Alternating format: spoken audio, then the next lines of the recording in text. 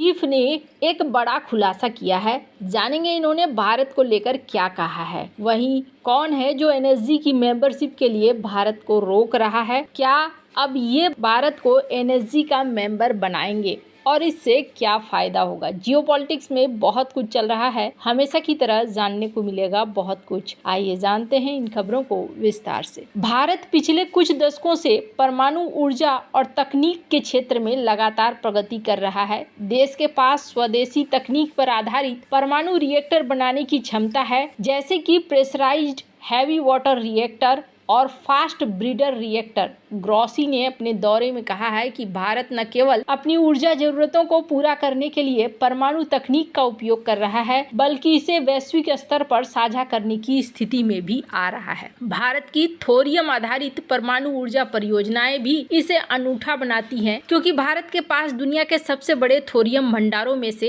एक है। कहा जा रहा है कि भारत अपनी परमाणु क्षमता को 2031 तक 22,480 मेगावाट और साल 2047 तक 100 गीगावाट तक बढ़ाने की योजना बना रहा है। ये महत्वाकांक्षा न केवल भारत को ऊर्जा आत्मनिर्भर बनाएगी, बल्कि इसे वैश्विक परमाणु प्रौद्योगिकी बाजार में एक प्रमुख खिलाड़ी के रूप में स्थापित करेगी। भारत के परमाणु इतिहास में एक महत्वपूर्ण उदाहरण 18 मई 1974 को पोखरण में किया गया पहला परमाणु परीक्षण है, जिसे स्माइलिंग बुद्धा के नाम से जाना जाता है। यह परीक्षण भारत का पहला सफल परमाणु विस्फोट था, जिसने दुनिया को दिखाया कि भारत के पास परमाणु तकनीक में स्वदेशी क्षमता है। उस समय भारत ने इसे शांतिपूर्ण परमाणु विस्फोट करार दिया, जिसका उद्देश्य ऊर्जा और वैज्ञानिक अनुसंधान के लिए टेक्नोलॉजी का विकास करना था। इस परीक्षण के बाद भारत को अंतर्राष्ट्रीय समुदाय से कड़ी आलोचना और प्रतिबंधों का सामना करना पड़ा, लेकिन इसने भारत को अपनी परमाणु नीति को मजबूत करने के लिए प्रेरित किया। 1998 में पोखरण 2 परीक्षणों ने भारत को परमाणु हथियार संपन्न राष्ट्र के रूप में स्थापित किया। इन ऐतिहासिक घटनाओं ने भारत को टेक्निकल तौर पर आत्मनिर्भरता की ओर बढ़ने और वैश्विक मंच पर अपनी स्थिति मजबूत करने पर आधार दिया। आज भारत न केवल परमाणु हथियारों के क्षेत्र में, बल्कि शांतिपूर्ण परमाणु ऊर्जा के उपयोग में भी अपनी विशेषज्ञता का प्रदर्शन कर रहा है। ग्रॉसी का ये बयान है कि भारत के पास वैश्विक परमाणु बाजार में बड़ी भूमिका निभाने की क्षमता है। इस बात का संकेत है कि भारत अब तकनीक निर्यात बनने की ओर अग्रसर है। भारत छोटे मॉड्यूलर रिएक्टर जैसे चीजों पर विचार कर रहा है, जो भविष्य की ऊर्जा जरूरतों को पूरा करने में महत्वपूर्ण हो सकते हैं। पोखरण जैसे ऐतिहासिक उदाहरणों से लेकर आज की प्रगति तक भारत ने परमाणु टेक्नोलॉजी में लंबा सफर तय किया है। यह न केवल ऊर्जा सुरक्षा और पर्यावरणीय स्थिरता के लिए महत्वपूर्ण है, बल्कि भारत को वैश्विक स्तर पर तकनीकी नेतृत्व प्रदान करने का अवसर भी देता है। जैसा कि ग्रॉसी ने कहा कि भारत की ये क्षमता उसे दुनिया में एक प्रभावशाली परमाणु शक्ति के रूप में उभरने में मदद कर सकती है। भारत को न्यूक्लियर सप्लायर्स ग्रुप का सदस्य बनने से रोकने में मुख्य रूप से चीन की भूमिका रही है। एनएसजी का एक 48 सदस्यीय समूह है, जो परमाणु सामग्री और टेक्नोलॉजी के व्यापार को कंट्रोल करता है। इसका उद्देश्य परमाणु हथियारों के प्रसार को रोकना है। भारत पिछले कई सालों से इस समूह का सदस्य बनने की कोशिश कर रहा है, लेकिन कुछ देशों, खासकर चीन के विरोध के कारण ये संभव नहीं हो पाया है और भारत ने औपचारिक रूप से मई 2016 में एनएसजी की सदस्यता के लिए आवेदन किया था। इस समूह में शामिल होने के लिए सर्वसम्मति की जरूरत होती है, यानी सभी 48 सदस्य देशों का समर्थन जरूरी है। भारत को अमेरिका, रूस, फ्रांस, ब्रिटेन, जापान और कई अन्य देशों का समर्थन प्राप्त है, लेकिन चीन ने बार बार भारत की राह में अड़ंगा डाला है। चीन का मुख्य तर्क ये है कि भारत ने परमाणु अप्रसार संधि पर हस्ताक्षर नहीं किया है, जो एनएसजी के दिशा निर्देशों के अनुसार सदस्यता के लिए एक महत्वपूर्ण शर्त मानी जाती है। चीन का कहना है कि अगर भारत को एनपीटी पर हस्ताक्षर किए बिना एनएसजी में शामिल किया जाता है तो ये एक भेदभावपूर्ण नीति होगी। साथ ही चीन ये भी चाहता है कि अगर भारत को छूट दी जाती है तो उसके सहयोगी देश पाकिस्तान को भी एनएसजी में शामिल करने पर विचार किया जाए। हालांकि पाकिस्तान का परमाणु इतिहास विवादास्पद रहा है, खासकर परमाणु तस्करी के मामले में वैज्ञानिक अब्दुल कादिर खान के कारण उसकी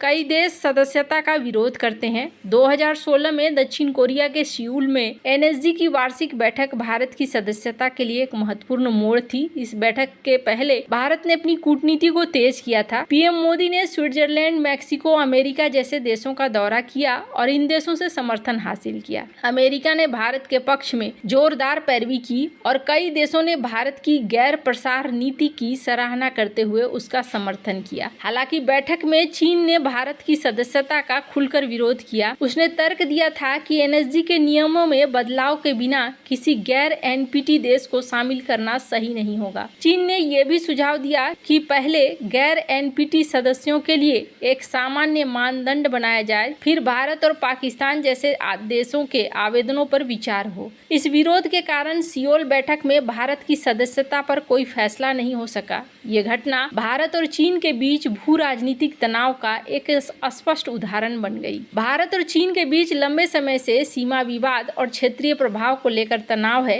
एनएसजी में भारत की सदस्यता से भारत की अंतर्राष्ट्रीय हैसियत बढ़ेगी, जो चीन को रणनीतिक रूप से स्वीकार्य नहीं है। चीन अपने करीबी सहयोगी पाकिस्तान को एनएसजी में लाना चाहता है। वह भारत को शामिल करने के पक्ष में तभी होगा जब पाकिस्तान को भी मौका मिले। चीन एनपीटी को परमाणु अप्रसार का आधार मानता है, इसे कमजोर करने के खिलाफ है। भारत का मानना है कि एनपीटी भेदभावपूर्ण है क्योंकि ये केवल 1967 से पहले परमाणु परीक्षण करने वाले देशों को ही परमाणु हथियारों की मान्यता देता है। भारत का कहना है कि उसका परमाणु रिकॉर्ड शानदार रहा है, उसने कभी भी परमाणु प्रसार को बढ़ावा नहीं दिया है। साल 2008 में एनएसजी ने भारत को एक विशेष छूट दी थी, जिसके तहत भारत को परमाणु व्यापार की अनुमति मिली थी, भले ही एनपीटी का वो हिस्सा नहीं था। भारत का तर्क है कि उसकी गैर प्रसार प्रतिबद्धताएं और स्वैच्छिक परमाणु परीक्षण रोक उसे एनएसजी का सदस्य बनने के योग्य बनाती है। चीन की अगुवाई में कुछ देशों जैसे न्यूजीलैंड, आयरलैंड और ऑस्ट्रिया ने भी शुरू में सवाल उठाए थे और भारत को एनएसजी में शामिल होने से रोक रहा है, ये बातें कही थी। ऐतिहासिक रूप से सियोल 2016 की बैठक इसका बड़ा उदाहरण है, जहां चीन ने भारत की राह में रोड़ा अटकाया। ये मुद्दा केवल तकनीकी नहीं है, बल्कि भू राजनीतिक शक्ति संतुलन का भी हिस्सा है। भारत अपनी कूटनीति के जरिए इस चुनौती से पार करने की कोशिश कर रहा है। आखिरकार एनएसजी का सदस्य बनने से क्या लाभ होगा? एनएसजी का सदस्य बनने से भारत को परमाणु ईंधन, रिएक्टर और टेक्नोलॉजी में अंतर्राष्ट्रीय व्यापार करने में आसानी होगी। अभी भारत को 2008 में मिली एनएसजी छूट के आधार पर व्यापार की अनुमति है, लेकिन सदस्यता के बाद ये प्रक्रिया और सुगम हो जाएगी। भारत बिना किसी बाधा के यूरेनियम और अन्य परमाणु सामग्री खरीद सकेगा, जो उसकी ऊर्जा जरूरतों को पूरा करने में मदद करेगा। भारत ने साल 2031 तक अपनी परमाणु क्षमता को 22,480 मेगावाट और 2047 तक 100 गीगावाट तक बढ़ाने का लक्ष्य रखा है। एनएसजी सदस्यता से भारत को